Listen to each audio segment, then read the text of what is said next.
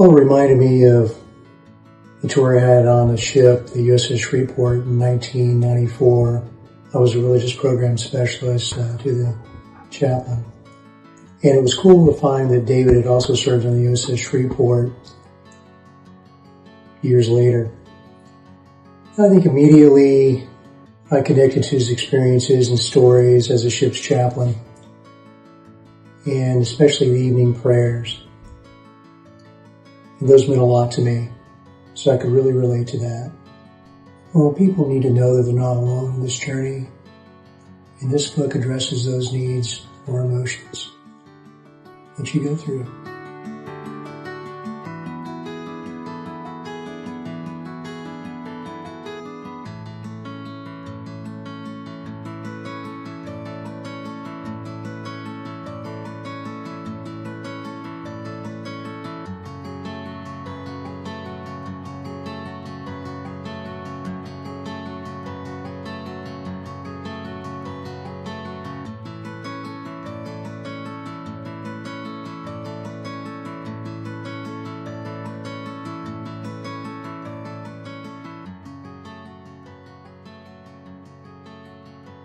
I think the most unique aspect of Lost Summer, and my personal favorite, is that each chapter ends with reflection questions. The reflection questions are so great because they allow you to take those prayers and summaries and really find the application within your own life.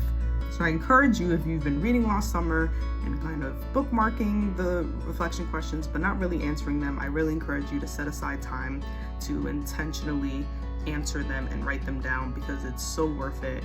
It makes the subjects so memorable, and it really allows you to retain the lessons that are embedded within those prayers and summaries. What surprised me most about the book is how it inspired me to start journaling again, and it's something that I've kind of put down, and I've been inspired after reading through each prayer and answering the reflection questions to start journaling again.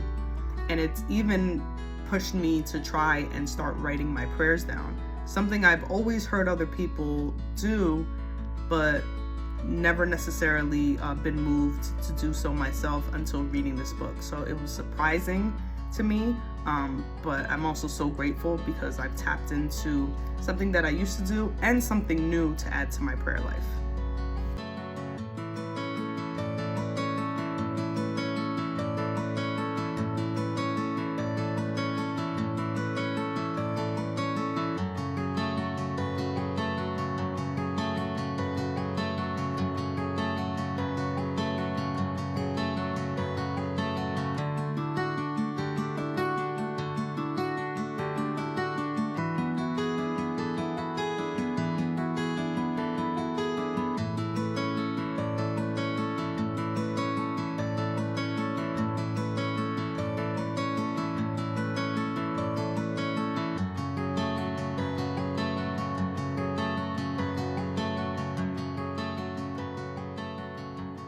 Hello, my name is Christine.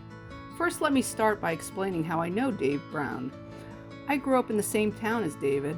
Our fathers knew each other from working at AT&T Bell Labs. My siblings and I knew 3 out of the 4 Brown brothers from attending Cranford High School together in New Jersey.